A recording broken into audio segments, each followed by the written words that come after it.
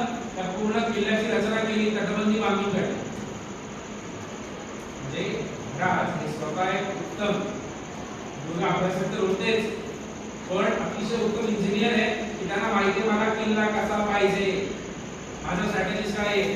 आणि Dutch record मध्ये आपल्याला याचा उल्लेख मिळतात की डचांनी लिहिले जिंजीचं बांधकाम ज्या प्रकारे 50,000 खडी फौज आहे. 50,000 खडी फौज म्हणजे काय की सगळे शस्त्र घेऊन सगळे सैनिक उभे आहेत, आता सांगा हल्ला करायचा लगेच जाऊन कर, असे तयार लोक 50,000 आहेत फक्त.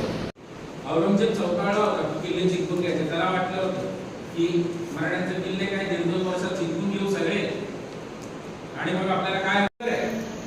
तो आजूबाजूच्या कुठल्याच डोंगराशी कनेक्टेड नाही, अक्काच्या सोबत. तर रायगडावर जर जायचं तर फक्त रायगडावर जाणाऱ्या वाटेने जाता येतं. बरेचसे किल्ले असे की ज्यांना बाजूच्या डोंगरावरून रस्ता असतो जायला, पण रायगड असा आहे की जिथे आजूबाजूच्या कुठल्याही डोंगरावरून त्याला ऍक्सेस नाही. हा इम्पॉर्टन्स आहे रायगडाचा. त्याच्यानंतर प्रतापगड आहे. प्रतापगड का बरं इम्पॉर्टंट? रायगडमध्ये दिंडी आहे आणि दिंडी मराठ्यांच्या राज्याची तिसरी राजधानी होती, जिथे राहून राजाराम राजांनी अनेक वर्ष राज्य केलं. महाराजांनी जेव्हा दिंडी जिंकून घेतला तर सगळ्यात पहिलं काय केलं, एक्झिस्टिंग आधीच्या ज्या काही इमारती वगैरे होत्या